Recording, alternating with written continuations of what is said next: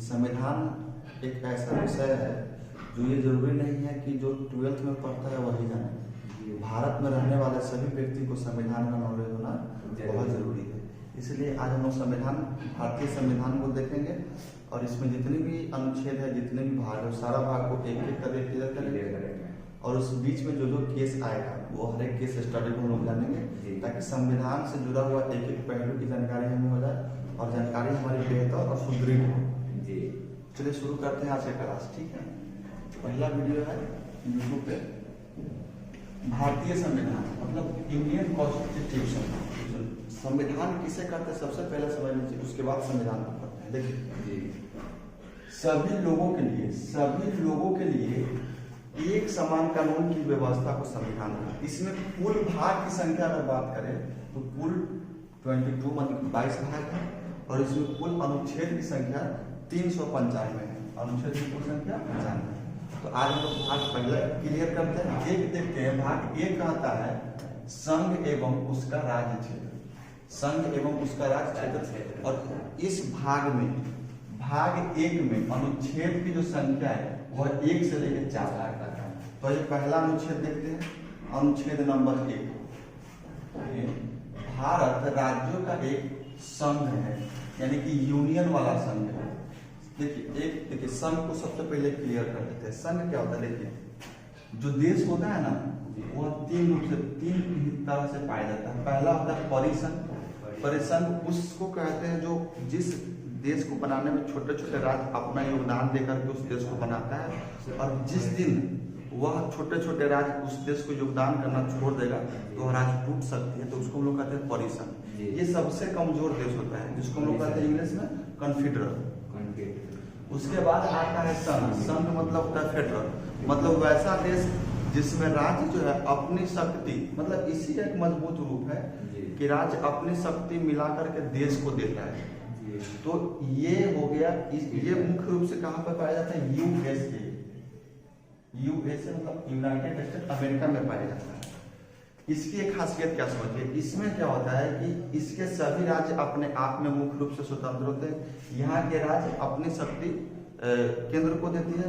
यहाँ के जितने भी राज्य होंगे उस सभी राज्यों का अपना एक झंडा होगा।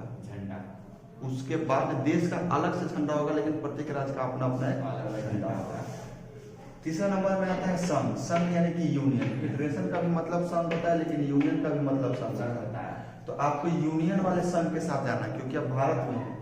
भारत एक यूनियन है, मतलब संघ है, लेकिन कौन सा संघ है? यूनियन है। इसमें क्या करता है, यूनियन एक ऐसा देश हो जाता है जिसमें राज्य कभी भी बट करके अलग नहीं हो सकती। राज्य एक ही रहेगी, राज्य बट नहीं सकते। अब यहाँ पे देखिए, अगर इसको कंपेरिजन करते तीनों में, तो आप तीनों में क्या पाइएगा? तीनों में पाइएगा कि अगर ये जो है ना सबसे नंबर 1, ये एक, हाँ, ये नॉर्मल एक मिट्टी का गोला समझिए, जो उसको थोड़ा सा पटकिएगा तो टूट जाएगा जी। इसको बाहरी कोई भी इसके राज्य को आकर के थोड़ा सा लालच दे देगा तो यह अपने देश से हट सकता है। तो यह मतलब थोड़ा हल्का फर्क ढेला सामान जी, तो फेंकने पर भी टूट सकता है। लेकिन इसको समझिए, ये हो गया आपको ईटा सामान, क्योंकि ईटा मतलब ये ऐसा ईटा है जो पक्का नहीं है बट ईटा है। अच्छा। आप उसको धूप में सुखा मजबूत कर दिए हैं कि टिकेगा। लेकिन यहाँ के अमेरिका के लोग इतने पढ़े लिखे लोग हैं, जो इतने पढ़े लिखे होने के कारण वहाँ के लोग इस संघ को, इस फेडरेशन को तोड़ते ही नहीं है, इसको और मजबूत बना कर रखते हैं। और दुनिया का सबसे शक्तिशाली देश तो अमेरिका ही माना जाता है। तीसरा में जो आता है अपना यूनियन, अपना देश। यह एक ऐसा, इसको समझिए पत्थर है, ये पत्थर समझिए इसको, ठीक है। यह ईंट हो गया, एक क्या होगा, मिट्टी हो गया। अब समझिए पत्थर इसको क्यों बोलते हैं? क्योंकि इसका निर्माण जो होता है ना राज्यों के मेल से होता है। इसमें राज्य अपने ताकत केंद्र को नहीं देती है, बल्कि राज्य ही केंद्र के अधीन में आ जाता है। तो ये एक पत्थर है और यह एक ऐसा मजबूत देश बन जाता है कि इसको कोई तोड़ ही नहीं सकता। अगर कोई राज्य चाहेगा भारत का कि हम भारत से अलग होकर चाइना वाला के साथ मिल जाए, तो ऐसा हो ही नहीं सकता है, क्योंकि संविधान में इस चीज को लिख दिया गया, क्योंकि यह यूनियन है, पत्थर है, टूटवे नहीं करेगा आपसे। टूटने से पहले आप टूटा जाएगा। क्यों नहीं टूटेगा? क्योंकि सारे जो राज्य है वो हमारे संविधान के जो मुख्य केंद्र सरकार होती है उसके अंदर है। तो ये अपनी ताकत से तो देश बनाया नहीं है, देश की ताकत से है। तो भारत में सबसे बड़ी किसकी उपलब्धि होती है? तो केंद्र सरकार की। तो भारत में राज्य कई गो है उसको हम कैसे चिनेंगे? आखिर कोई लिस्ट तो होगा, उस लिस्ट में तो भारत का नाम होगा। एक अलग कॉर्नर पेज पे लिख दिया जाता है, उसको बोलते हैं हम लोग अनुसूची। कुल मिला के 12 अनुसूची है, जिसमें से राज्य को पहली अनुसूची में रखा गया है।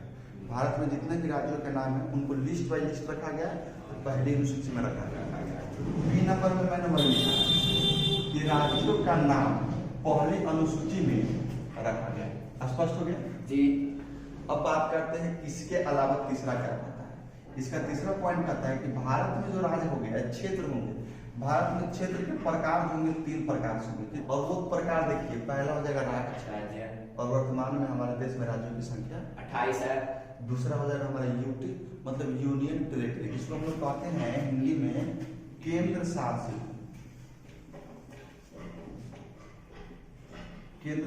प्रदेश बोलते हैं जी। और हमारे देश में केंद्र शासित प्रदेश की संख्या वर्तमान में 8 है। और अवधि क्षेत्र, मतलब देखिए संविधान बनाने वाले के पास मतलब कितना दिमाग था कि जो चीज उस समय नहीं था उसकी कल्पना करना। और हजारों, देखिए क्योंकि संविधान बनाने वालों ने कहा कि देखिए वर्तमान में जो इस देश के नेता है वह लंबे हजारों साल तक नहीं जिएंगे, लेकिन यह देश हजारों साल तक जिएगा। तो आपको जब संविधान में लिखना है तो आज के सोच के हिसाब से ही मत लिखिए, आप जो है हजारों वर्ष आगे के सोच के हिसाब से लिखिए। और आपको पता है संविधान को लिखने का काम किसने किया? बाबा साहेब अम्बेडकर ने किया। लेकिन देखिए कितने अग्रिम सोच के थे हमारे बाबा साहेब अम्बेडकर, कि कहा कि देखिए अगर भविष्य में देश अपना विस्तार करेगा, फैलाएगा, तो किसी और राज्य को जीत के लाएगा। सपोज दैट मान लीजिए कि चीन शहर है, चीन के वुहान शहर में कोरोना वायरस फैला था समझिए, और चाहे कि चीन पर भारत कब्जा कर ले, और तो अगर उसको कब्जा कर लेगा तो वो रहेगा चीन में, लेकिन उस पर राज किसका चलेगा? भारत का चलेगा, क्योंकि भारत उस पर कब्जा कर लेगा। वहाँ के लोग को हम लोग कह सकते हैं कि हमने क्या किया? अर्जित किया है। तो वो होता है अर्जित क्षेत्र।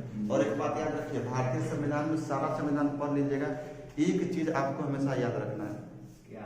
कि भारतीय संविधान में कहीं भी हिंदुस्तान शब्द का प्रयोग नहीं हुआ है। ठीक है जी। हिंदुस्तान शब्द का प्रयोग नहीं हुआ, तो सर क्या प्रयोग हुआ?